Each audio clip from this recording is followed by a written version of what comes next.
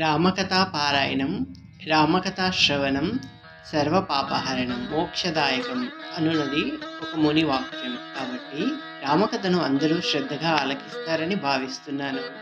మీ అందరికీ మామయ్యతో సరదాగా ఛానల్కి స్వాగతం. రామకథలో భాగంగా దిలీప మహారాజు గురించి, రఘు మహారాజు గురించి పోయిన వీడియోలో తెలుసుకున్నాం. ఇప్పుడు రాముని తాత అయినటువంటి అజమహారాజు గురించి, అతని పరిపాలన గురించి తెలుసుకుందాం. అజమహారాజు ఇందుమతి దేవీల వివాహానంతరం రఘు మహారాజు రాజ్యభారాన్ని అజునకు అప్పగించి అరణ్యములకు వెళ్ళిపోతాడు. ఆ రోజు నుంచి అజమహారాజు రాజ్యాన్ని తండ్రి ఆజ్ఞ మేరకు ఎంతో అద్భుతంగా పరిపాలించేవాడు. అజుడు తన భార్య అయినటువంటి ఇందుమతిని బింబంగా, ప్రకృతిని ప్రతిబింబంగా భావించి ఆనందంగా జీవించుచుండేవారు. వీరిరువురు కలిసి వనములకు వెళ్ళి ప్రకృతితో మమేకమై ఆహ్లాదంగా జీవించుచుండేవారు. వీరికి భగవత్ ప్రసాదంగా ఒక మగ శిశువు జన్మించెను. ఆ కుమారుడు పుట్టిన విషయాన్ని వశిష్ఠుల వారికి తెలియజేసి 10వ దినమున పండితుల సమక్షంలో జాతక కర్మలు నిర్వహించి జన్మ నక్షత్రానుసారం దశరథుడు అని నామకరణం గావించారు. దశరథుడు అల్లారు ముద్దుగా పెరిగి పెద్దవాడైతున్న సమయంలో ఒకరోజు అలవాటు ప్రకారం అజమహారాజు ఇందుమతి దేవి విహారయాత్రకై బయలుదేరి వనానికి వెళ్తారు. అక్కడ ఒక అద్భుతం జరుగుతుంది. పరిమళమైనటువంటి సువాసనలు వెదజల్లుతూ ఉంటాయి. అజమహారాజు ఏంటి ఆశ్చర్యం అని చూస్తూ ఉండగా పైనుంచి వేగంగా నారదుడు వెళ్తూ ఉంటాడు. నారదుడి యొక్క శిఖలోంచి ఒక పుష్పం రాలి గాలికి వచ్చి అది ఇందుమతి దేవిపై పడుతుంది. ఆమె వెంటనే తన ప్రాణాలు కోల్పోయి నేలకు ఒరిగిపోతుంది. ఇదంతా క్షణాల్లో జరిగిపోతుంది. ఇది చూస్తున్నటువంటి అజమహారాజుకి ఏమీ అర్థం కాదు. కొద్దిసేపటికి తన భార్య అయినటువంటి ఇందుమతి ప్రాణాలు కోల్పోయింది అన్న స్పృహలోకి వచ్చి ఆ హృదయ విదారకమైనటువంటి దృశ్యాన్ని చూసి అజమహారాజు మిక్కిలి బాధతో తన భార్య శరీరంపై పడి ఏడ్చుచుండగా అరణ్యం మొత్తం దద్దరిల్లిపోయింది. తన కన్నీళ్లు వరదలై పారుతున్నాయి. అది చూసిన నారద మహర్షి ఇంటికి దిగి అజమహారాజుని ఓదార్స్తూ, రాజా, ఇంతదానికి అంతగా బాధపడట తగదు. చావు పుట్టుకలు సహజమే కదా.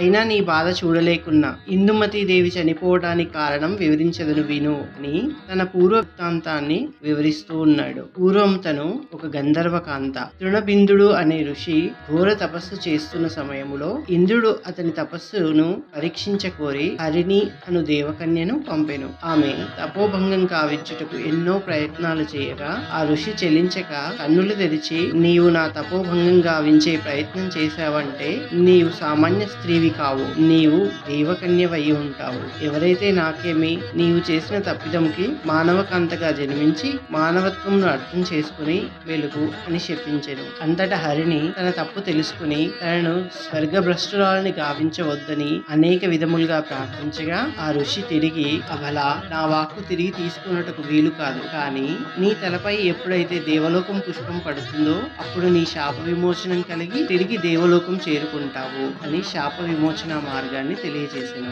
ఆనాటి దేవకన్యయే ఈ ఇందుమతి దేవి. ఇది దైవ నిర్ణయం, ఎవరూ మార్చలేరు అని చెప్పి నారద మహర్షి అంతర్ధానమయ్యారు. ఇంకా అజమహారాజు చేసేది ఏమీ లేక ఇందుమతి దేవి భౌతిక గాయానికి అంతిమ సంస్కారం నిర్వహించి దశరథుని చూసుకుంటూ రాజ్య పరిపాలన గావించాడు. దశరథుడు పెరిగి పెద్దవాడైన తర్వాత దశరథునికి రాజ్యభారం అప్పగించి సరయూ నది తీరమున అనశన వ్రతము అను వ్రతాన్ని చేయుచు తిరిగి రాజభవనమునకు వెళ్ళక అక్కడే దేహాన్ని వదిలేస్తాడు. ఈ విషయం విన్న దశరథుడు అతి వేగంగా సరయూ తీరం చేరుకుని తండ్రి కళేబరాన్ని చూసి బాధపడి కాయమునకు అంత్యేష్టి సంస్కారం గావించి తన తండ్రి వ్రతనిష్ఠుడై గతించెను అనే పవిత్ర భావాన్ని స్మరించుకుని ధైర్యంతో తన కర్తవ్యములను నిర్వహించ ప్రారంభించెను. రాజ్యమును సుభిక్షంగా పరిపాలించుటలో దశరథుడు త్వరితగతిని కీర్తి ప్రతిష్టలు సంపాదించుకున్నాడు. దశరథుల బలం తన ఒక్కడికే కలిగి ఉండటం చేత అతనికి దశరథుడు అను నామకరణం సార్థకమైందని అని చెప్పుకోవచ్చు. దశరథునికి భయపడి సమస్త రాజులు దాసోహం అన్నారు. ఈ విషయం రావణుని వద్దకు చేరింది. రావణుడు దశరథుని ఏ విధంగా అయినా సరే ఓడించాలని తలిచి తన రాక్షస దూతలను దశరథుని వద్దకు పంపి తనకి శుంఠం కట్టాల్సిందిగా కోరుతాడు. లేకుంటే తనతో యుద్ధం చేయవలసిందిగా ఆజ్ఞాపిస్తాడు. అది విన్న దశరథ మహారాజు పక్కున నవ్వి తన బాణములను ఎక్కుపెట్టి లంకా నగరంను బంధిస్తాడు. రాక్షస దూతలారా, నేనిప్పుడు మీ లంకా నగరమును బంధించాను. మీరు వెళ్లి రావణుడితో చెప్పండి, ఆ నగర ద్వారాలను తెరిచిన యుద్ధం చెయ్యకనే మీకు శుల్కం చెల్లిస్తాను అని. తర్వాత ఏం జరిగింది రాబోయే వీడియోలో చూద్దాం. రామకథను శ్రద్ధగా ఆలకించిన మీ అందరికీ సీతారాముల అనుగ్రహం ఎల్లవేళలా కలగాలని మనస్సారా కోరుకుంటూ జై శ్రీరామ్.